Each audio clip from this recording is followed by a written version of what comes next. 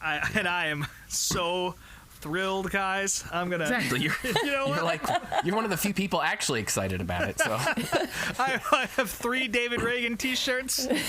I've paid maybe $10 for the 3 of them. One of them was from Brien. It came for free, I think. I don't know if I can't remember. I know I sent one your way. I don't know if I actually sent you one, but I found one on eBay for like $5 and was like, you should buy this. I bought that one. Yeah, the UPS one. You sent me one of the front row shirts, the freight auctions or whatever.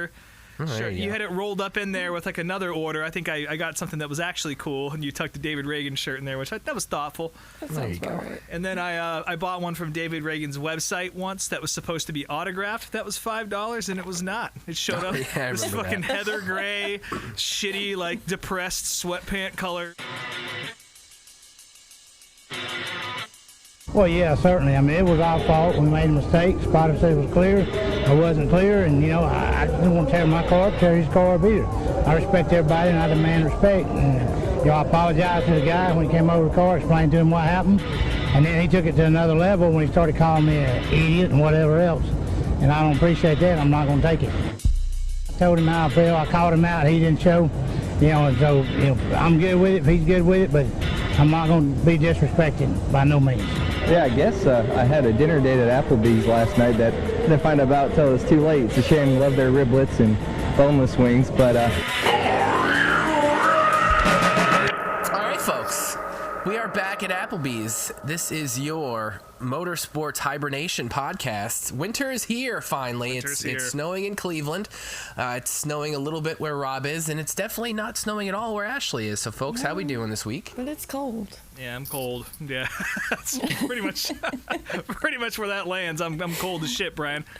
Yeah, well, welcome to life, pal. The world is cold and hard. So is I don't know where I'm just going. See you next week. Anyways, positive note to start the show off on. Yeah. So I guess we're here to talk about some racing stuff. I mean, some stuff happened. Obviously, there was not a whole lot of on-track action this week. We saw F1 wrap up their season with a shocking finish by Max Verstappen getting the final victory of the season. Who would have saw that coming? And Kyle, another shocking victory in California in the Midget Series. Who won that race, Rob? Oh, that's right. Another little turkey. I was going to call it the Turkey Derby. That's a different race altogether. Turkey Night Grand Prix going to Kyle Larson yet again. He pretty much won everything you could possibly win out in the West Coast swing for USAC, which is no surprise. That race is kind of a bummer, to be honest, especially with how good the rest of the racing in California was earlier in the week. But, those long races tend to be that way. The track rubbers up, and it is what it is, and everyone falls asleep, and they wake up to Kyle Larson hosting a trophy, which, by the way, was pretty fucking cool. I don't know if you saw the trophy or not. Yes. Thing was sick. So that's definitely one you want to win, and I'm sure he'll clear out some NASCAR shit off the shelf to put that one in there front and center. So was it shaped like a turkey? No, it's shaped like oh my god, I cannot believe I'm forgetting the guy's name. It's an old USAC car. Yeah, it's shaped. It's like a giant, shaped like an old man. A giant model of a sprint car on a wooden plank. Essentially, it was fucking sick. I'll find a picture of it, cool. but. Congrats to Larson. That's the last time you'll see him in a midget until, I don't know when, because he's not going to the Chili Bowl. So other people might have a chance this year. So maybe Tanner Thorson will get it again. But we'll get into all that in a little bit, I think. This actually was a lot of short track shit that happened over the weekend. But also NASCAR sort of, not silly season, but off-season news is in full fucking swing right now. And there's a lot of nonsense to talk about in that regard. A whole lot of nothing. I guess let's start out with I don't know, the big news of the day, I guess, and really the last 24 hours, and that's been huge news. RFK's Team 60, which there's been a lot of rumors and speculation, but I would think at this point all those rumors are pretty much wrapped up with the video coming out today revealing, not necessarily revealing who the driver is, but pretty much revealing who the driver is. A Georgian man. Yeah. I mean, I think most Pride of Unadilla, or wherever the fuck he's from. I think most of us, when we first saw this come out yesterday, we thought this was going to be an Xfinity team. Obviously they're using the number 60 for this, and that's pretty well known as being Mark Martin's number, and all those years he was kicking ass in the Winn-Dixie car. Yep. But nope, today it was revealed that the 60 car is going to be in the Daytona 500, and the video that came out, as we alluded to, definitely pretty clearly shows it's one particular driver who's got some plate experience for Roush and Ford in general, and again, not for sure, but let's just say it's almost definitely David Reagan. Oh, yeah. I think Yes. people thought it could be Carl Edwards. People thought maybe Jamie McMurray. But nope, Rob's the one who wins out on this one. It's going to be David Reagan. Well, we'll see. It can watch it be Trevor Bayne, and we'll all be disappointed, but definitely a possibility. I think he popped into my head for a second, but I don't know. Has his experiment with Gibbs wrapped up yet? I guess that's the big question there. But, Who knows? But he does have a lot of history at Roush, and they held on to him for a long time. And I know that everyone over there seems to have had a positive experience with him. So I wouldn't be, and he's pretty good at plate tracks too. So I wouldn't be surprised if it ended up being him. But all signs, including the internet, sort of speculating, seems to point to David Reagan being in the car. Of course, if you guys don't know me, I'm the only major David Reagan fan here. Outside of Georgia, yeah. I think at this- I would say there's probably more Ken Reagan fans than David Reagan fans, right? yeah. Yeah. I feel like guys, or not guys, but I mean teams, sponsors, whoever, this silhouette model of a reveal, just it always ends up like getting figured out within a couple hours. Like there's never one, unless it's a complete red herring where you have like Jimmy Spencer, but then the actual driver is Trevor Payne. People need to start doing that. If you start doing that, yes. Yeah, Jimmy Spencer had a unique shape. It's funny how everyone likes to talk about how all the drivers look exactly the same until a silhouette comes out and everyone's a fucking forensics expert all of a sudden, and they know exactly who it is. But yeah, lots of white guys with that sort of shape. But the only one that hasn't really said that, because I thought it might be Jamie McMurray as well, but I guess I didn't listen to that I deal. don't think his hair was spiky enough in that silhouette. That's to be true. turning back. And he did say he wasn't gonna come back to straight plate races, right, Brian? I didn't listen to that download episode, but he was very clear about that. He had zero desire to get back into a plate car. I kind of put him in the same category as David Reagan. He's an experienced guy who does well at plate tracks, so that wouldn't have surprised me at all. But, you know, David's got history there, and he's, again, very good at plate racing. So that's probably a good pickup. And if you're Roush, you definitely want some more firepower out there. Definitely worth the risk of trying to field a third car that doesn't have a charter. Now, I guess the question with this team, especially now that it's been revealed that this is going to be a 500 car, like what exactly is this whole project? Because I did already see someone making comparison to Trackhouse's Project 91, which, I mean, maybe there could be something to that, but if you understand Jack Roush and especially Brad... What they call it, stroke 60 or step 60 or... Stage 60, that's what Stage 60, yeah. Stroke 60. If you really know the history of Roush and Brad, they are very much like pro-America guys, and I don't see them necessarily bringing in any sort of outside the country or outside of NASCAR drivers to get in this car.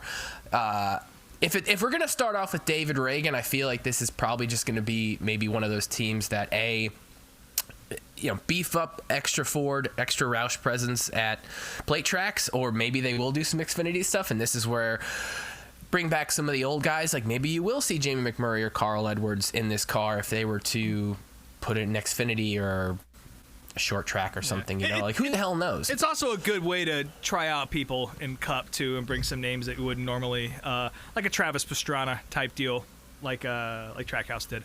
Or sorry, that was 2311. Frankie Muniz. Maybe Frankie Muniz shows up. Maybe we'll get Brien Cranston in there too. Just like, Yeah. The rest of y'all didn't have to sit through the huge fight these two had in group chat today over whether it was Justin Haley or not. I wouldn't say it was a fight. I just used my logistical It was a tactics knockdown, to drag out. No, it was very 50 clearly. text deep. I opened my phone. I was like, dear God. Listen, I gave very specific reasons as to why there's no way that would happen, because it doesn't make any fucking sense. And Rob can rebut those if he wants, but he knows them right. Well, I mean, I don't think I think David Reagan or somebody else is probably likely, Yeah. but my argument was that Justin Haley, he signed with Rick Ware. Obviously, it's a long-term contract, but Brad Keselowski and Steve Newmark were in the room, and it sounds like they have total executive control over who gets signed to Rick Ware Racing. So it seems to me, and again, all of Brian's points were pretty valid. Like, why would you take your full-time guy and move him over to a part-time car or a one-off or something like that? I don't know, but it's not the first time that this shit has happened. I mean, you saw Front Row kind of throw that away with Todd Gilliland, kind of hang him out to dry to bring in Zane Smith. So it's not the first time a Ford team has done that sort of thing.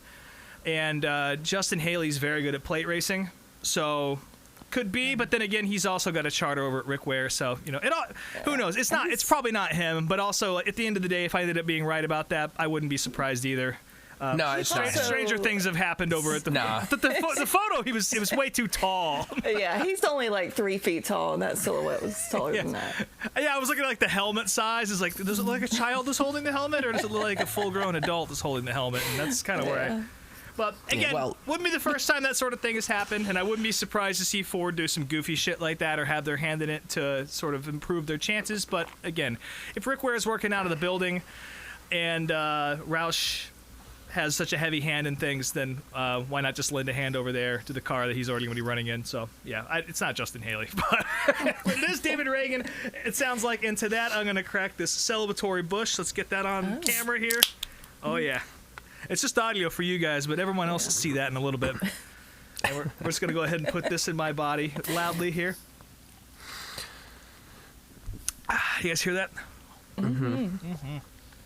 Mm-hmm. Well, I mean, on to the next stupid thing that I saw today. Well, Two-time super speedway winner, David Reagan, folks.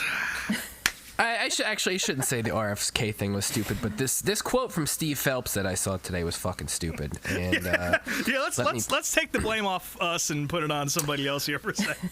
So there was Steve Phelps did some interview, some press conference or something with somebody, and that kind of went out today publicly, and in talks of improving the Cup car for next year, horsepower was brought up, which is something that drivers, crew members, team members, so many people have said this is going to be one of the things that would help fix the current car. This isn't even a current car discussion either. This has been offered up with the previous for car many years. I mean, double digits. The 550 package has been around for a handful of years now, so this isn't new. But here's the quote. And I'm going to credit Twitter user Avery Hage as pointing this out, because their quote tweet was, "I am going to go insane, and you will also go insane after you listen to this quote."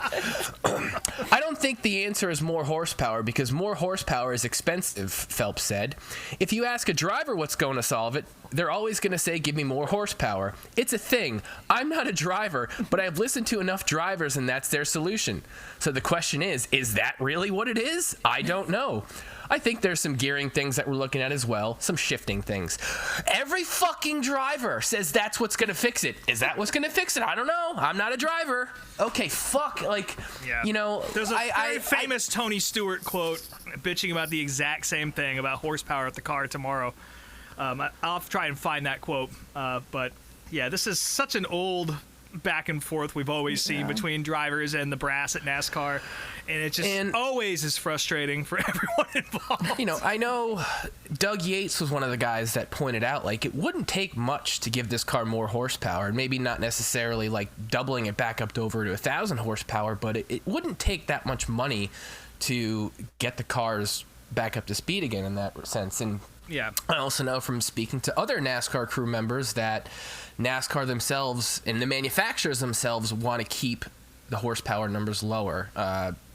That's based off production cars. It's based off how, the U.S. passenger car market, gas engines are going away. Hybrid engines are becoming a thing. There will be hybrids in NASCAR at some point in the next 5 to 10 years. There's no question about that. And that's no question in my mind that this is the NASCAR's hesitance to up the horsepower in any significant way is directly connected to that. Yeah.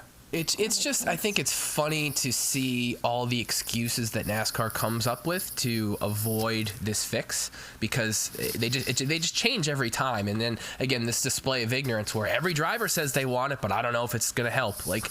asshole, the people actually on the track driving the cars are telling you what will fix the problem, and you don't want to listen to them because, like, again, it's not fitting into the bigger picture. So the one thing I've seen, and I'm just coming in here hot with all sorts of sources that I've forgotten.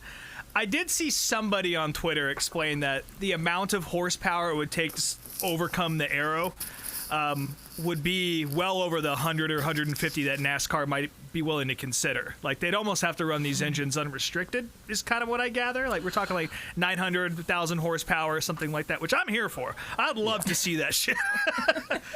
But I don't think that any of the OEMs or NASCAR wants to do that because that's, bass backwards to what their initial or end goal is, which is to bring the horsepower down to more matched street cars and introduce a hybrid power unit at some point. But yeah, that kind of makes sense to me. If you can give more horsepower, but it's not going to fix the problem, and you're not willing to give enough horsepower to fix the problem, then kind of at a standstill. So I guess focus on the fucking gearing then. Jesus. Yeah, I don't know. I mean, if you want to keep comparing cars to passenger cars, how many fucking Camrys or Ford Fusions or whatever the fuck is even on the track these days? How many of them have the shifting, the straight shifting patterns? How many fucking things do these cars have that street cars don't have? I mean, it's just ridiculous. If you want to make the product good for the fans and for the drivers, then change. You can change some shit how it used to be. That big old backup camera in there, though, that's mandatory. So they do have that. Yes. So yeah, I think those are the two big news stories for the day. If you guys have anything else to bring up here. True Love, how's it going down there in Georgia on this most holy of days? It's a national holiday. It's a raft of emotions down in Georgia, is it? Well, whose birthday is it? It's Chase Elliott's birthday, so it's a national holiday in Dawsonville. Probably. Yeah. I don't know. I haven't checked into the Yeah. You haven't looked out the window legality today? of that. No, it's too cold out there. Yeah. And then David Reagan getting his big ride, He's coming back. That's great. Mm-hmm. Well, a David Reagan question for you, since we're still celebrating here. You've seen him at a bunch of like parades and stuff around there, right? What's that big rally? Yeah, one. Not like that. Yeah, in the 80s, but like a moonshiners. Yeah, once a year, every fall, they have the Moonshine Festival, and I think it was 2 years ago, maybe, that David and Ken were like the special guests. I think Ken was the Grand Marshal or something. That's cool. So just staying around signing autographs. Yeah, the Grand Marshal, folks. Mm-hmm. Not anything else. No wizards or dragons. Oh man. Well, speaking of people voting who their favorites are, NASCAR is about to wrap up the most popular driver fan vote. And that's been kind of making the rounds on the internet. And I've never actually seen this before. You guys seemed less surprised by this than me. But they're showing who the top 5 in the vote in alphabetical order, which is funny to me. Right. Yeah, they do this like every year, I think. But a couple days before voting ends, they'll put out the top 5 for whatever reason. Yeah, no real surprises on that. It's pretty much exactly who you'd expect, I think. Kyle Busch, I don't remember if he's been on there before. He has been. I've noticed his name on there at least the last couple of years. Yeah, I mean, there's a lot of M&M shirts out there and always have been, so you kind of have to assume that. Chase Elliott, of course, happy birthday, Clyde. He's, of course, on the list. Ryan Blaney, Kyle Larson, and I forget who's the 5th one. Chastain, my boy. Chastain. Okay. That might have been the most shocking one to me, but yeah, seriously.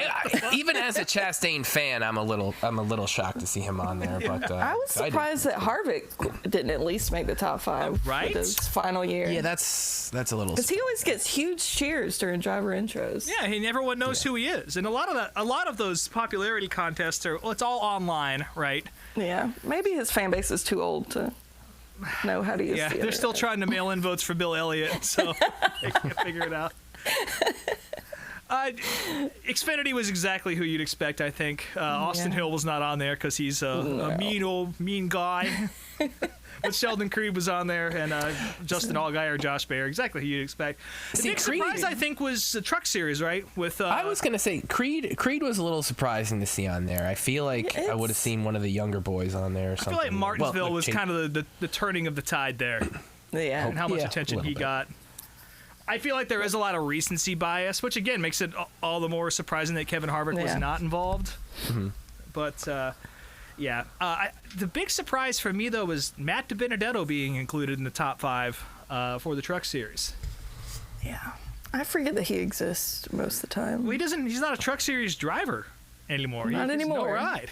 Well, you know. He's gonna be... It's not... They're not voting for next year. They're voting... He's going to be grinding tires at the fairgrounds next year. For like a Gavin Bochelle or some shit. So. I was surprised to see that. He's going to Brazil, isn't he? Yeah. Oh, that's right. He's going to go race in the Brazilian series because NASCAR is going down there. I guess they already are. Who knows? Where do you watch that? I don't fucking know. It's not on Flow Racing, I can tell you that much. But yeah, I guess you probably got, a day or two left to vote for that. We can all go. It ends Wednesday. So. By the time you listen to this, it's too fucking late. It's over. Well, honestly, I gotta say, I feel like for the first time in recent history, anyway, it might not be Chase Elliott. It might not be. I don't know. I think it's gonna be Ryan Blaney or Chase. I think it's gonna come down to those two because Blaney's put up a pretty good campaign this year to get votes. But the funny thing is like.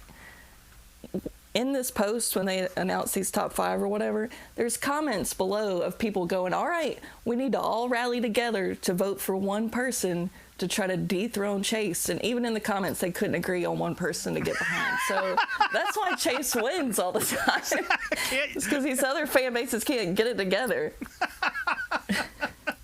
Interesting parallels with the American political system, I would say. Nobody can fucking agree. Yeah. But yeah, I think if anybody could usurp Chase of that throne, it would be Ryan Blaney, and it'd be this year because he's a champion. Because Kyle Larson fans, they're too busy typing in all caps on the internet, or they're never going to go to NASCAR.com either. So, like me, I'm not going to do that shit. I don't vote in that unless it's Ryan Preece. So, and whoever else is in there. If Harvick's not in there, then yeah, it's fucking stupid. But we'll see. Someone will get I don't know. What do you win for being the most popular driver? Well, you get a nice trophy, and they put it in the Georgia Racing Hall of Fame because that's where they've all come from. They already got it set up in there. They just can't take the curtain off of it until the vote's official. I didn't realize until today that in the Xfinity Series, a junior motorsports driver has won it every year since 2012. Well, I wonder whose fault that is. Shouldn't surprise me. But a vote for Allgaier is a vote for Dale Jr. Yeah. Oh man, that's such a funny thing. I don't think I've ever voted in that before. I vote every single day. So my to-do list. Fucking Bill Elliott fans. Yeah, I was gonna say you're truly living up to your Elliott fandom right there. Well, you know, a daily trip to the post office. It gives me something to do in the off season. Post office.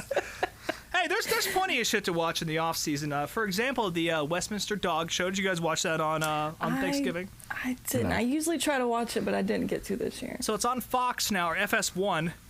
And the parallels between, and I guess it's just like blanket Fox Sports coverage is kind of the same no matter where you go. But there are some striking similarities between the dog show coverage and the truck series in NASCAR, which I thought was really funny. Chris Myers is there for some reason. It's always funny to hear him talk about shit that is not football or NASCAR. Yeah. You know, and now come the Terriers. You know, it's just like, I kept waiting for Michael Waltrip to show up, you know.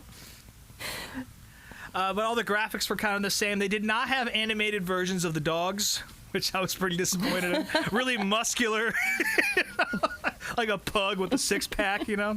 They didn't have that shit. But, yeah, very funny to see that Fox's coverage is pretty much the same across the board. Same. Though it was a lot more serious than than the NASCAR coverage. They probably do take it more serious in the Truck Series. Maybe because Mikey wasn't there. I don't know. But, all Mikey does is yell, "Look at that! Look at that truck! Look at it go!" My goodness. Mikey can't develop crushes on any of the Well, dogs. these are the best dogs in the world out here on a Friday night. Who needs football? Mikey, did y'all see that picture he posted though of him and Richard Petty together? No. Oh God. I think it was an older picture, but Richard Petty had like his shirt unbuttoned all the way down to like his navel, and he had on like 2 big gold chains, and he's so tan. It was just Mikey standing there in his Michigan Dad shirt. Yeah. Take some hints, buddy. Oh, I'm looking at. Yeah, I found the picture now, and it's definitely older because he's wearing an Aaron's hat, and Richard doesn't have that weird goatee he has now. But yeah, I mean, he's got like 3 chains on, 2 or 3 chains on, going all the way down. Yeah, Richard fucking rules, man. I'm not a Richard Petty fan by any stretch, but the more... Do you think he's out? Okay, listen, this is a weird question, but listen, he's a widow now. Do you think he's back on the dating scene? Do you think he's out there? Any lot losers are finding up the track anyway? Twin Peaks on a Wednesday night? No, I don't. I don't think so. I don't know, man. Handing out samples of goodies, headache powder to people. I mean, hey, listen, his kid gets around. His kid is in his 60s and still having children, so it's a fertile bunch, yeah. Yeah. Age ain't nothing but a number for Richard Petty and Kyle. Jesus. Yeah. In that direction, the other direction is inappropriate, but yeah. Jesus Christ. So what else? Speaking of inappropriate shit, we did watch Stroker Race last week, and we kind of had a big discussion about other NASCAR movies that may need to be recognized. And there's a lot that was kind of stuck in the back of my brain that I forgot about. True Love, you brought up Six Pack. Oh yeah, completely forgot about Six Pack.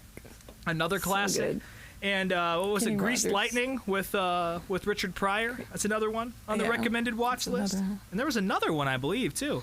Last American Hero. We did mention that one briefly. But, there's a lot of... If you, the listener, have any suggestions for other NASCAR movies that are worth the shit, or any racing movie in general that we should check out, there's going to be some of that in the off-season, I think. Yeah, I'll admit that part of the reason why I chose the video I chose this week, which we'll get to, was because I was looking to see if Driven was on YouTube, and it is not, unfortunately, at least not for free. So nothing's chained to the bottom of the fucking ocean. Yeah. We will watch. I will pay for us to watch Driven if it comes to that. But I've got Driven on VHS somewhere, so I'm We'll good. start a GoFundMe. But yeah, if you guys have any recommendations for movies that are racing related that we haven't watched, I'm sure there's actually a lot of racing going on that we're probably about to get into that here. It's a very big week in late model racing with a lot of NASCAR stars involved, but pretty much all the way up until middle of January, there's something going on. Whether you want to pay for it or not is up to you. But everything is available on streaming these days illegally. But it's pretty much the Chili Bowl. There's something happening almost every single weekend. So it's not a total drought of racing till after the Chili Bowl, and then we kind of have to wait until Speed Week starts down in Florida. And I think that's movie time for sure. But we'll have nothing to fucking talk about. But yeah, get those recommendations in. I guess this is a good time to talk about short track racing in the United States real quick. Come on down and do the fucking septic tank with your Uncle Rob. Ooh. This is going to be I'll import a flushing noise right here. You should. Yeah, I'll try and find that that wave file. But it was actually a very busy weekend. We already talked about the Turkey Derby, the Turkey Night Grand Prix, Kyle Larson getting that win. Kind of a boring show. It is what it is. Best the last midget race of the year, as far as I know, up until DuQuoin happens in January, which is next year. So that's it. The Turkey Derby at Wall Stadium happened. It was a fucking another long modified race in New Jersey. It's how they tend to be. Lots of cautions and angry people. Andrew Krause just completely ran out of talent and wiped out Andy Jankowiak, ARCA star. Your favorite 11th place ARCA finisher, Andy J, was going to win this race, but then, Andrew Krause ran into him like everybody else that night and handed it to Matt Hirschman. Big fucking surprise. I think he took home like $13,000 for the win or something like that. But no one got DQ'd from that one, but Danny Bohm did get DQ'd for like lesser behavior, in my opinion, on a restart.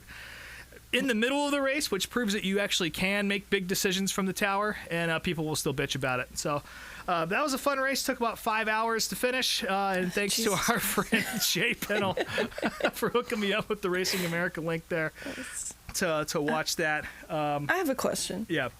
I watched that highlight video that you sent us. Yeah. And I could have swore I kept hearing the name Truex. Was I hearing Ryan that? Truex was in the race. Oh, okay. I'm sorry, not Ryan. Tyler Truex, who is related. Oh, the other Truex brother. Now, all of them have raced at Wall. Ryan did a lot more racing at Wall than Martin did. And maybe I'm wrong about that, but I know for a fact that Ryan Truex and his youngest brother or cousins, he's definitely a Truex and is related to our favorite Toyota driver, Martin Truex Jr. But yes, that is Tyler. Gotcha. Tyler, yeah. I don't know where he finished.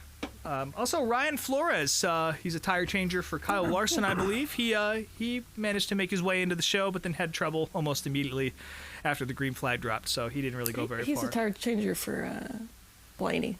That's right, yeah.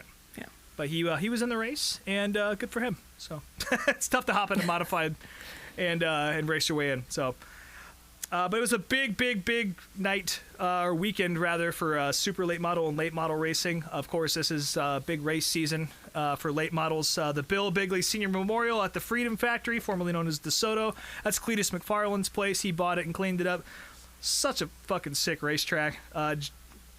Jet Noland took out Johnny Sauter. You'll like that one, True Love. He beat Johnny Sauter. Passed him with 17 to go and picked up $30,000 for his time. 30,000 very well-earned dollars from the Georgia perspective, I would assume. And the big race of the weekend, of course, is the Thanksgiving Classic down at Southern National on Sunday. Butterbean Queen picked up a huge win over Josh Berry and Caden Honeycutt. I'm going to post a link to this in the show notes. This is one of the best late model finishes I've ever seen in my life. It was fucking incredible. Relatively clean racing. 25 laps. Yeah, and thanks to Matt Weaver for getting on the internet and just bitching at Racing America to post that, because otherwise this race would have been completely dominated by that big brawl that I'm sure all of you have seen in the limited late model feature, which happened before that. Many people thought that was even the same race, which it wasn't. So good on Racing America for clearing that up and trying to show everybody the good in super late model racing or late model racing rather than the moron stuff that we are so used to seeing. I still never saw what even triggered that. I didn't either. Yeah. So, well, the reason for the fight was Ryan Joyner completely just drove it into lifted the rear tires of Bradley McCaskill's car and sent him up into the fence. So that spilled over into the pits because obviously, McCaskill's car was completely fucked. So he made it back down to the garage, and Ryan Joyner was down there with damage, and he reached in the side window and pulled out his ignition plugs, which is a funny move to do. And then I'm pretty sure he did it again. He did it to his actual late model for the big feature. Which I love that move. It's very funny to me. But yeah, make sure you do yourself a favor and watch the final 25 the laps real race. or so. Yeah. That was a great battle. Incredible racing. And it's a shame that it's still, despite Racing America trying to do right here, it's going to get overshadowed by that stupid, redneck fight. Which, believe me, I love fighting. I love a good wreck. I love a good fight. I love all of it. But I'm just so tired of seeing the default reaction to "I'm upset at you" is to just completely junk somebody. So now, was this the same track where that Legends car went up in the fence? Yes, it was. Totally forgot about that. Did they even end up like starting that race back up? Because I was checking in. They and I was did like, it. Keelan Harvick won. Oh, Oh, yeah, cool. that's right. Yeah, Yeah. Keelan Harvick ended up winning. But yeah, they started it the following day. But yeah, that thing was part of the fence, and it might still be up there. But yeah, like I said, it's big. It's late model news day, pretty much. The pavement late model world is all eyes are on it because it's Snowball Derby week, folks. Woo! Yeah, the Snowball Derby, also on Racing America. Eric Jones, Derek Kraus, Carson Hocevar, Sammy Smith, William Byron, Noah Gragson, Ryan Priest, William Swalowicz, and Ty Majeski. All the NASCAR-related guys that are in this event. Stacked lineup. There he is, William Byron. Noah Gragson. Noah's up in there. We'll see how well he does. Ryan Priest, of course, driving for Kevin Harvick. I forget who Eric Jones is driving for, but yeah, William Byron in that 24 out there is always a threat. He's an incredible late model racer, so I think everyone's got his name circled. And of course, Ty Majeski's and William Swalowicz. He won an ARCA division, the ARCA basement division. He won this year, so. Also, Derek Griffith, the Pride of New Hampshire, is going to be running. Everyone loves to see the 12G out there. Gio Ruggiero, Bubba Pollard, Luke Fenhouse, of course, your SRX winner from Slinger a year or two ago. Stephen Nassy, Derek Thorne, the Quapple brothers are there. Everyone's there. God damn it. It's going to be a great race. And again, you can probably illegally stream that. And I'll send you guys the link because it's going to be really good. It's a really fucking expensive pay-per-view, so yeah. But it's going to be a great race. It always is.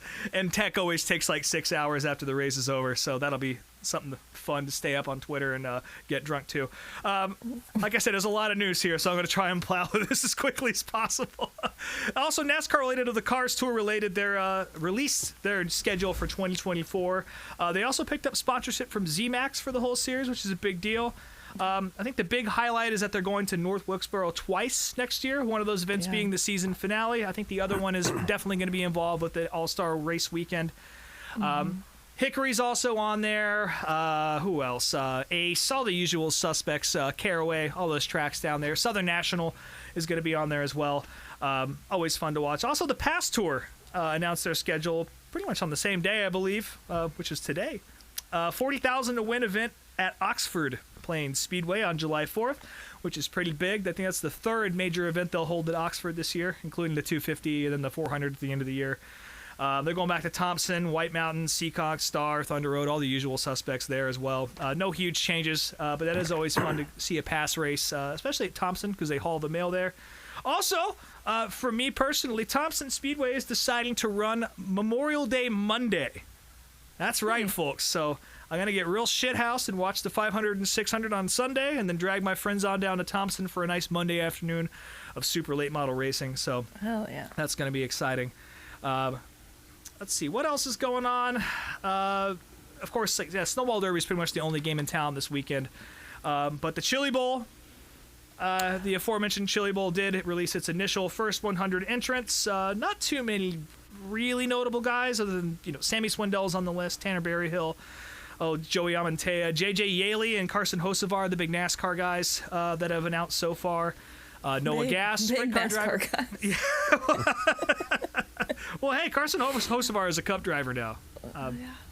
You don't usually see a lot of the major guys announced until a little bit later, but already 100 cars on the entry list, and I'm missing a lot of the really notable guys, your Tanner Thorsons, all the KKM cars, etc. But you can kind of guess who's going to be in that mix. But you'll find out about it here down in the short track septic tank. You can roll that flushing noise again. Yeah. And also too, go in the bathroom real quick and flush. we didn't mention the NASCAR awards are this weekend. Also, the banquet and all that stuff, which I don't really ever watch that. It's all fan voted now, isn't it? No, that was something separate. I still don't understand what those awards were. Yeah. Yeah, that's on Thursday, and then they're going to air it. They're not airing it till Sunday. Oh. Yeah. So. And they don't even do the burnouts on Broadway in Nashville anymore. So they have taken away all the fun fan stuff. Yeah, they're going to run over all those praise and worship kids out there trying to sing. Have you seen that shit on the internet? In Nashville? No. Yeah, they go down to Broadway and they sing like "Our God is an Awesome God." Oh, at all the like bachelorette tractors going by. Yeah, nobody wants any of it. Just go to Roberts and have a fucking bologna sandwich and watch the banquet on your phone. Don't go anywhere else. Don't go anywhere else. Yeah, a lot of banquets being broadcast in the coming weeks. Again, like I said, the only game in town really is the Snowball Derby this weekend. But the Lucas Oil Late Model banquet is happening. That'll be on Flow Racing. And there's a couple more of them. I don't know. Why anybody would go to the USAC Night of Champions? Who's watching any of this shit? I don't know. Look, Rob's point is... We already flushed the toilet. Yeah. Rob's point is there is some racing going on this weekend, but you know where there's plenty of old races to watch? YouTube. And this week, on our Video of the Week segment, we go back to the Monster Truck Racing Series. And we were going to pick back up on this a few weeks ago when I was on the VCR Party Show, but it's back this week. And this week, we jumped to 1988, which is really when Monster Truck Racing starts to heat up quite a bit.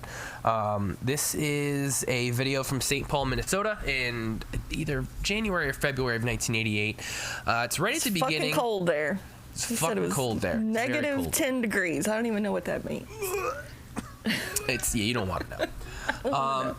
Now, I chose this video, A, because, again, it's the beginning of TNT's series, and B, I really liked this particular building.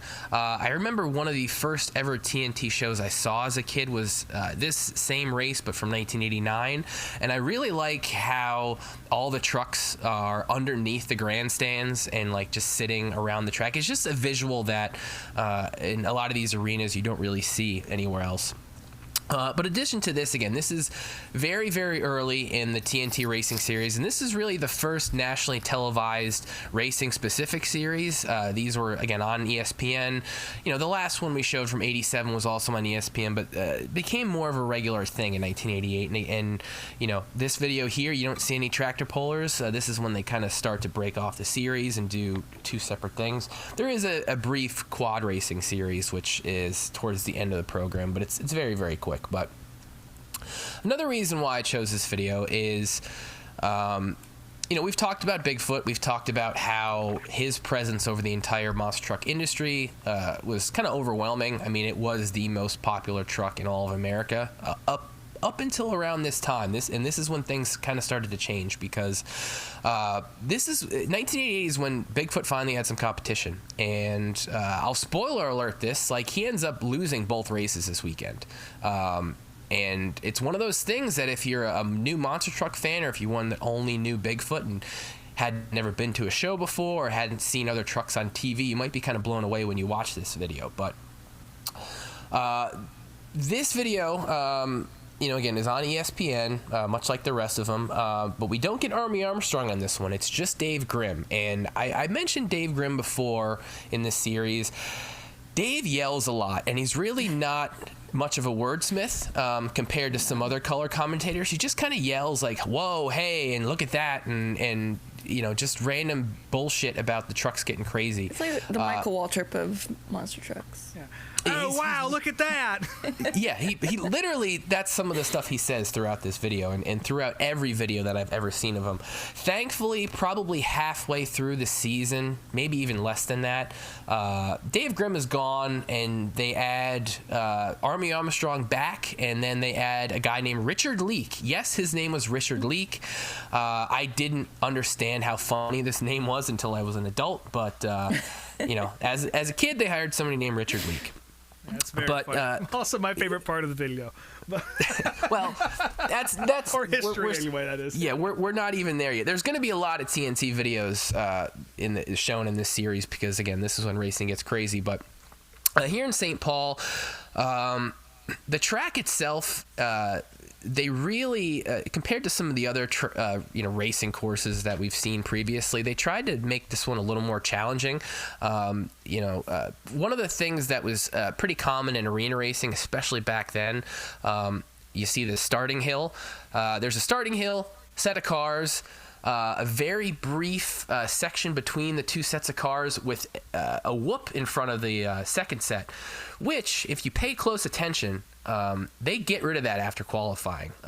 They show a few qualifying runs of Gravedigger, Bigfoot, and maybe Awesome Kong, and this whoop before the second set of cars fucks the trucks up horribly. They cannot handle this at all. The suspensions are horrible. Between qualifying and the first round of races, they get rid of that completely, so it's just kind of a nice smooth path between the two sets of cars. That said, a lot of these trucks still aren't necessarily built to handle these specific sets of cars and really jumping like this, but let's get a brief rundown here of who's actually at the track. You see Bigfoot come out first, which I guess shouldn't really be a surprise. I mean, he is, at least at this point in monster truck history, the crowd favorite. He is the most well-known truck throughout any monster truck series, touring company, whatever you want to call it. He's number one. So you see him out first qualifying. Next up, you see King Kong. Now, brief little history about the Kong trucks. They're run by a set of brothers named Jeff and Steve Dane out of Killeen, Texas. One thing that a lot of monster truck fans don't know, and they especially didn't know this back then because the Kong guys didn't have the money that Bigfoot did, there's a lot of dispute in the monster truck collectors or monster truck fan world of which truck crushed cars first, and a lot of people say King Kong was the first. They just didn't televise it. At the same time that Bigfoot was building up its business in Missouri, the Dane guys were building trucks in Texas.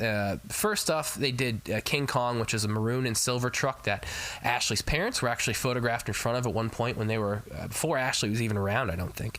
I was 1 month old. You were 1 month old. There you go. So that kind of will tell you how long those trucks have been around. After King Kong, they built a truck called Awesome Kong, which that was a rear jet engine powered truck that I think might have been shown in one of the earlier videos. Again, it was a kind of mechanical marvel, but really didn't perform very well. In 87, 88, though, the Dane brothers came out with two different trucks, Awesome Kong and King Kong. Later on, they ditched King Kong, or at least took it off the TNT series. Awesome Kong became this skinny body truck. Like, they basically cut the truck body almost in half and made this truck body that was probably like 4 feet wide, I want to say. It was very cool and very unique looking. One of the first trucks on the circuit that didn't look anything like a production truck. That said, it was pretty unsafe because of how narrow the cage was, and it only ran for one season. But all that said, this is like one of the first times that the national public audience sees the Danes, and they very much want to beat Bigfoot, and they drive their asses off in this race to do so. Both the trucks get super squirrely in all their runs, but they're fast. The first round of actual racing, you get Jeff in the King Kong truck versus Barely Tame. Barely Tame, along with Master of Disaster, were a pair of trucks that ran out of Minnesota. You really didn't see them on too many TNT events, but they ran pretty much any big Midwestern show. Both trucks actually are still on the circuit today. The original owner, Doug Spanier, who keeps getting called Doug Spaniel this whole video, he's no longer with us, but the names were bought years ago, and they still are out there today running around. A quick question for you, Brien. Yeah. The Gravedigger that appears in this, I don't remember seeing that in previous videos. Is this when Gravedigger and that team first showed up? Yeah, my next on my notes was Gravedigger. So Okay, this is actually the second ever Gravedigger truck. The first Gravedigger truck was just a mud truck. It was an old, like, 30s or 40s Ford that was red with yellow wheels. It was an actual basic pickup truck. This is technically Gravedigger 2, if you want to call it Gravedigger 1 as far as vans go. You know, some people call it that. It's also known as Grandma. This truck was the first ever panel van version of Gravedigger. It was originally gray and silver. And then eventually Dennis got this hot rod painter to come in and design this truck. And there's videos where Dennis talks about the construction of this truck and how long it took this paint scheme to get finished. And Dennis actually hated it. Like, when it was first getting done, and like as he was watching the process happen, he hated it. But then once it was finally finished and glossed over, it became iconic. Dennis always drove like... Oh, go ahead. Everyone loves that six skull. We've talked about that on the show plenty of times. That is one of those, I can't say I really want too many monster truck or racing tattoos, but the skull is on my list of ones that I need to get done at some point. No. So you don't want too many, but you have a list of them. Well, there's like one or two tattoos that I want to get that are racing. Short list. That's one of them. So anyways, again, this is very early in Gravedigger's run, and this is before Gravedigger was a household name, but really the TNT series specifically is what got Gravedigger such a prominent role in the monster truck world. Gravedigger's t-shirts outsold all other trucks like 2 or 3 to 1. And Dennis's driving style, in addition to how cool the truck looked, was why the truck was so beloved. However, this is early on in the TNT run, and Dennis had a truck that still held together. It was one of the biggest problems throughout his career until he finally got a tube chassis truck in 1990. Dennis drove the shit out of his trucks and always broke them. For a long time, it was because he ran big supercharged motors that were too powerful, and he would just break transmissions every race. The one that you're probably thinking of, Rob, is Digger 2, which in 1989 they debuted that truck. It's a little bit longer. They switched from a Ford panel wagon to a Chevy panel wagon to match the motor. And the paint scheme changed a little tiny bit, but the truck itself got a lot faster, but again, broke quite a bit. But here in 1988, the short wheelbase kind of helped the truck, I think, get over the cars a bit better. You can kind of see the short wheelbase in the rear engine. He kind of picks the front end of the truck up and is able to kind of put it on the front of the cars, which he gets over a bit faster than the others. Can't jump quite as far, but he's fast. Yeah, I definitely thought it was cool to see that truck, to see Gravedigger in its early configuration, because it has its own thing now, and this is just a pretty, almost like a sick-looking hot rod.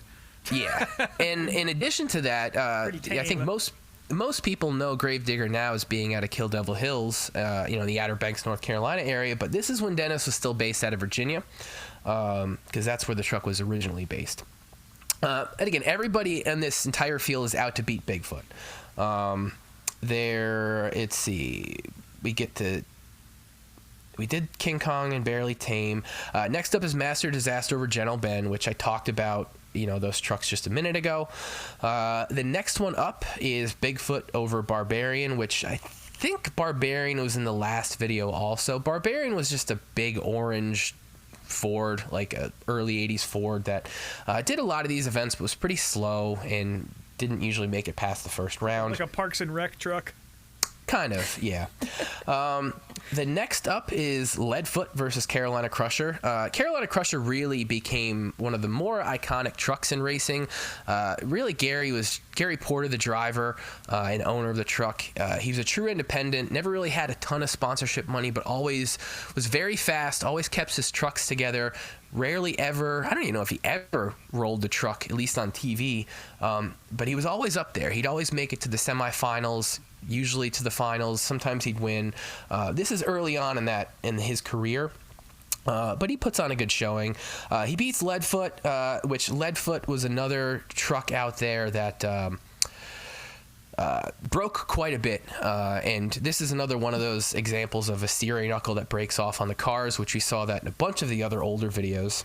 Leadfoot at this time was really not yet ready for racing. The next video, or the next race in the first round, we see Awesome Kong, which I explained later became a skinny truck and was very fast, versus the Madman, which this truck, believe it or not, became Thunder Chicken.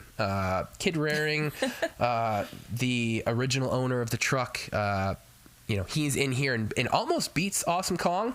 A weird thing that was really inconsistent about monster truck racing up until the 90s was the placement of the start-finish line, or the finish line, I should say. And if you notice here, the finish line is actually on the second-to-last car. So, you don't have to clear the the actual set of cars to finish the race. So that's kind of why Awesome Kong ends up winning, because really Madman, if you were talking about getting to the end of the cars, Madman I think beat him there. Next up is Master Disaster versus King Kong, and it's another easy King Kong victory. One thing I noticed before this next round, Dave Grimm didn't get any of these names fucking right, and on the screen they kept calling Gary Porter Jerry Porter with Jery. Who the fuck ever spelled Jerry that way? Doesn't make any sense. And again, to start this race off, the Bigfoot bias is very clearly here. You hear Dave Grimm announce this match as this on paper would seem like a one-sided match, just because of, again, how much people know Bigfoot and how storied that truck is and how many appearances he's made. But Carolina Crusher puts on a good race here. Bigfoot still wins. Next up, Awesome Kong versus Gravedigger, which is probably one of the best races of the night. And Dave Grimm's announcing, I put this... I go from no caps Gravedigger to capitalized Grave and Digger, and then Gravedigger all caps. That's how he announced this race. If picture that in your mind, his tone just upping each time he says Gravedigger. That's how Dave Grimm announced this particular race. After the win, we continue to interview Dennis Anderson because he continues to win, and then he yells at Dennis to take his helmet off because he's trying to interview him and he can't hear a thing he's saying. I'm glad he did, because he was hiding a great mullet under that helmet. Yeah, Dennis had a great set of hair. I mean, young Dennis Anderson was quite the looker himself, to be honest. And the hat he's wearing, that foul play hat, sells for like $1,000 on eBay now. It's not even a monster truck hat. It's just a weird old fucking Southern hat. Let's see. Next up here, Carolina Crusher is back because he was the fastest loser.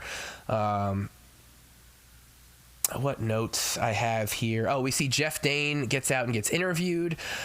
His quote is, "My parents are here, so I'm going to give it hell." His parents came all the way up from Texas to see the Dane brothers compete against Bigfoot. So young. Oh yeah. Well, you think about a lot of these guys, they were all in their early to mid 20s, like all of them back then. So a lot of these guys now, they're only in their 50s and 60s, and yeah, we're starting to see some of them, pass on, but a lot of them are still fairly young in the grand scheme of things.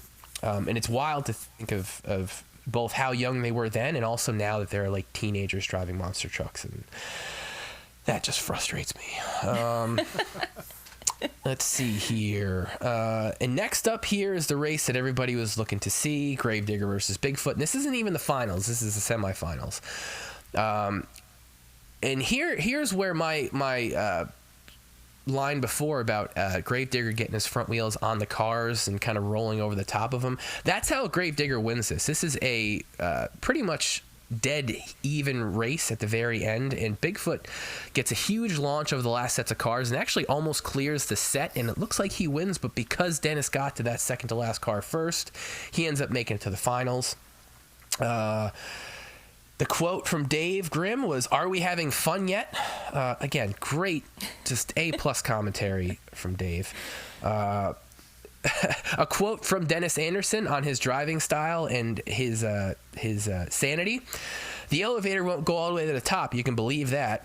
That's how he describes himself. And at the time, he had about $75,000 into Gravedigger, which, I mean, shit, is in the six figures somewhere, doing the math, converting that. The next up here, we see this little quad race, which again is really nothing to talk about. I will say day 2, one of the quads goes off the track and either hits the wall or hits a truck. I can't remember. But day two is just as crazy as his first race. And to spoil that one, Jeff Dane and Awesome Kong wins day 2. So Bigfoot comes away from this weekend with no wins. However, the finals for this day is King Kong versus Gravedigger, and again, both of them get pretty squirrely. King Kong gets completely ass sideways on the second set of cars, which allows Gravedigger to win. And Bob Chandler and Rich Hoosier from Bigfoot actually do a little bit of commentary on this since they weren't in the finals, and I think that's interesting. Rich Hoosier actually became a regular racing commentator after his days of driving were over, so this was a very brief little test run for him to say all of like 2 sentences. So this concludes the St. Paul Night 1 of the TNT Winter 1988 series. And what did you guys think of it? Again, this is still very early in monster truck racing, but the trucks are starting to get beefed up here. They're starting to go a little bit faster. The courses are a little more technical. And the competition for Bigfoot really shows up. So what did you guys think? It actually feels like motorsport at this point now. Like, you can definitely see that it's become something beyond just sort of a thrill show or something like that. Mm-hmm. I very much like this. This is definitely my favorite iteration of all of this. And like I said, it was cool to see Gravedigger in one of the early, less cartoony versions. Though it's always been kind of that coupe hearse kind of looking deal. So, yeah. I mean, it was a huge selling point. It was one of the first trucks that really, at least in TNT, that had a very extreme paint scheme. Like, obviously a lot of them almost had black on black, yeah. Black on black, the big mural, the graphics, like a lot of them just had the names and maybe a little bit of graphics to them. But Gravedigger really had something different going on, and from a marketing standpoint, it really stood out. I mean, there were no other trucks that had merch like Bigfoot until Gravedigger came along. Right. Yeah. What about you, True Love? Yeah.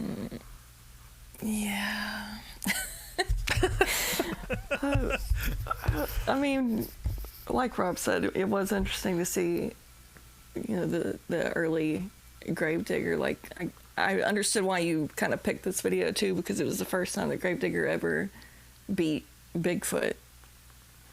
Which didn't happen much. That's the thing is this was very early on in the TNT series, and throughout the next 3 years, because that's all this series ran, like, Bigfoot still won quite a bit, but in 1989, the truck was barely around at all. We'll get to that eventually. And Gravedigger didn't really win much either. Gravedigger was broke at least half the races. Well, let me ask you this, and this might be, maybe it's too early along here, in the history or the timeline of the history of all this, but how much of a sport was this actually? Like, was the competition actually being judged from a standpoint like another motorsport would be, or was there sort of like a wrestling kayfabe element where like Bigfoot's winning tonight? No, at this point, it was all competition. Yeah, it was all open competition. I think the thing that is different than all other forms of motorsports is the technology side of things. It was all kind of just run what you brung. For sure. The evolution, things progressed very quickly from 1988 to 1990, even really 1989. Because again, we'll get to it. Bigfoot 8, when that comes out, the entire sport changes. Yeah. But we're still a good year away from that debuting. But no, I mean, it was legit. It was just a matter of, so inconsistent with the money that was in the sport and who was able to build trucks that could actually not just hold up but could compete. But because so few trucks had the national exposure that Bigfoot did, a lot of people just didn't know what they were getting into, and a lot of these trucks started showing up and they were fast. Like USA 1 is surprisingly not here for this, but USA 1 actually was one of the fastest trucks for this three years the series was around, and that truck was pretty low tech compared to a lot of other ones. But we'll get into that once we watch another video. It was a legit motorsport. Yeah, there were a couple really close races in this video where they had to go to the judges to review the video footage. Yeah, and it only gets more intense as racing progresses. It wasn't really until, I guess it was 93 or 94 when Monster Wars became a thing that it started to get a little bit cartoony. Although in saying that, at this point, Blood, Sweat, and Gears was already out, which had wrestlers doing tug-of-war with Bigfoot. So, that element was always there. Maybe it's the early 90s, mid-90s period that's making me sort of view this through that lens, because there always seemed to be sort of, well, to me, wrestling and monster truck racing do have sort of a kinship. Oh, yeah, for sure. Just in the marketing and it's more character based than individual based or team based, even though there is absolutely way more to it than that. So I feel like maybe that's my own sort of layman's perspective of it. But this definitely feels way more like a drag racing event or something like that than what monster truck racing has sort of become. That's for sure. I mean, not to jump ahead too far, but I mean, that is kind of what TNT and these guys wanted to do. They wanted to make monster truck a legitimate sport, but I think the unfortunate reality of it is no matter how fast and how high tech you make these trucks, they're still big, goofy looking trucks. And with names. Yeah, and it's always, even as an adult, like if you're into this stuff, it's cool, but it's still always gonna appeal more to kids than it's gonna to adults. It's just always, doesn't fucking matter how serious you make it. Trust me, they tried to make it real serious and even a little adult way later on, but again, we're years from that stuff. But yeah, for me that's as a kid, go ahead. I was just gonna say, for me as a kid, like Bigfoot was my truck because that was the one that was huge for me when I was real young. But then my brother came along, and Gravedigger was his truck. He was obsessed with that truck as a kid. But they had great marketing too that went along with that truck too. Yeah. Oh, for sure. I'll say this. When Galoob came out with a line of Tough Tracks toys in, it was either 90 or 91, I want to say, and the Gravedigger one was the one that was impossible to find. They had a few different scales, and like it took me months to find the Gravedigger one. Like you just couldn't find it anywhere. So yeah, Gravedigger. After it was really 88, 89 is when Gravedigger started to blow up, and oddly enough, that my hometown is kind of where it all started. But we'll get to that way down the road. So that'll wrap up the monster truck history lesson for this week. And for next week, like I said, I mentioned trying to find Driven on YouTube to watch that, and eventually we'll watch it. But we'll find it. It got me to thinking, I got a lot of F1 hate out last week, and I think everybody knows. I think we all did. Yeah, we I think everybody who listens to this show kind of knows how we feel about F1. We all, dislike it to different levels. I would say, again, I'm the top level hater out of all three of us. But I'm I not don't think mad. I'm just disappointed. That's yeah. But in saying that, I try to have, it's not like I completely hate everything about the sport and its history. And this year, I think my fandom for IndyCar has grown just a tiny, tiny little bit. And recently, I picked up, another big collection of shirts. And in that collection were a handful of Nigel Mansell shirts. And that got me to thinking, this is a guy who I've seen his shirts. The one IndyCar race in New Hampshire he was a part of. He's a name that I've seen around for a very long time, but really don't know shit about. So this week, we're going to be watching the Nigel Mansell story, which is like an hour 15 documentary about Nigel's history. And, he drove in both F1 and IndyCar. So right there, you're covering two different series. Rob kind of let it be known to me that Nigel was kind of seen as a bit of an asshole. Yeah. So I'm interested to learn why. Yeah. Yeah. I want to know why he was considered an asshole. So that's what we're going to be watching. I think it'll be a fun watch. Once in a while, it's nice to have a history lesson. We can't just all be anger and hatred over for sure. Formula One. So. And his story, especially the IndyCar period, is fucking fascinating. He was only here for less than 2 years. So yeah, they won a bunch, right? He won the championship in his rookie year. He got called back. It's a whole thing.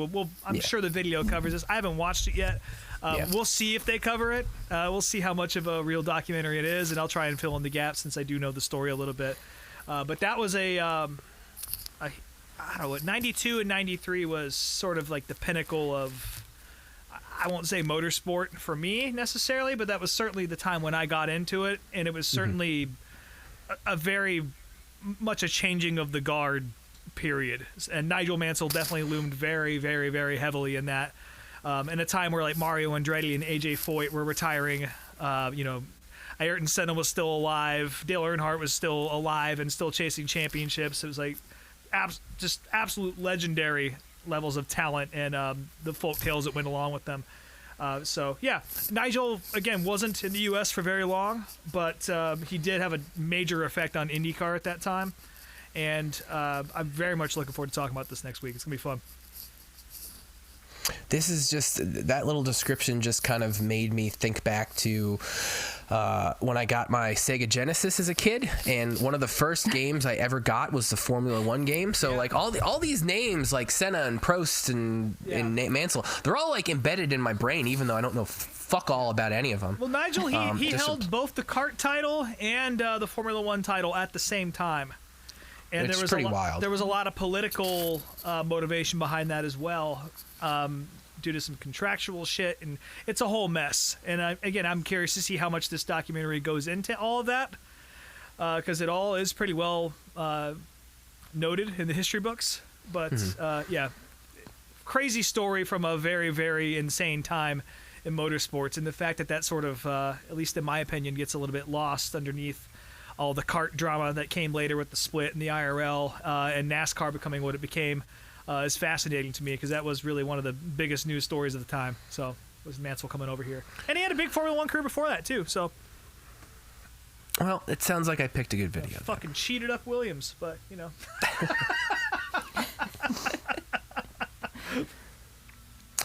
Cool. Well, that'll be next week, and I guess that's gonna wrap up our trip to Applebee's this week. I think so. As always, you can find us at Meet Me at Applebee's on Instagram, Meet Me at DeBees on Twitter. I am Speedway Screens on all the things. All the big holiday sales just wrapped up, but I still got plenty more shit to be selling. I got some more jackets coming out and all that stuff for the holidays. So, SpeedwayTSJ.etsy.com. And True Love, what are you selling? I'm not selling anything, but it's Snake Mountain True Love. It's your turn, Rob. Wow. You can find me on the internet, RobMotes_unofficial. My band is going in the studio next weekend to record some new shit, so that'll be fun. And I'll be watching the Snowball Derby on my phone, and I'm sure most of us will be watching it through some sort of illegal Czech Republic website. Because Racing America is expensive, so yeah. I mean, I will say that the link that you sent, oh boy, is that a good fucking website? I hope it never goes down, because it's got all the stuff on it. It's great. Every event imaginable, even the short track stuff. Yeah, I will never share that on this show to protect this for ourselves. So you go find it, motherfuckers. Yep. But yeah, my band These Wild Plains will have some new stuff to show you at some point in the next couple of months, which I'm very excited about. Also, despite my recent unemployment, I got laid off. I don't know if I mentioned that in the show or not, but that has not thwarted my Chili Bowl plans, so I will be going to the racetrack within the next 6 weeks. I'm very excited about that. If you happen to be going to the Chili Bowl Nationals in Tulsa, hit me up. I don't know what days I'm going to be there yet. At least Friday and Saturday is part of my plan, but my family lives out there, so I can pretty much pop on whenever I want. It's your first Chili Bowl, right? Very first Chili Bowl. So I'm incredibly excited to experience this event, especially with some of the buddies I'll be experiencing with. What weekend is that? It is the 7th through the 14th of January, I believe. Oh, that's right when I'll be at the round table doing that. Although I guess I could go the next weekend, but fuck, I don't know if I want to go to Oklahoma in the winter. It's a little tough. But I will be there, and I'm very much looking forward to it. And if you're going to be there, let me know. We'll meet up, and we'll have some fucking marshmallows and shit thrown at us by the rowdies. So it'll be fun. I might be going to Alabama this weekend to do some racing-related stuff, but we can talk about that next week if it happens. We'll fucking see. The jury's still out on your plans? Well, the weather. I don't know. We'll see. Yeah. I got nothing going on. Nothing till January, so we'll see. We'll see what happens. Well, should we get the check? Yeah, I think we're good. We hadn't seen our waitress in like an hour, so pretty dead in here today. It's cold out, like you said. It's so cold. All right, well, thanks for tuning in again, and we'll talk to you next week. See you guys.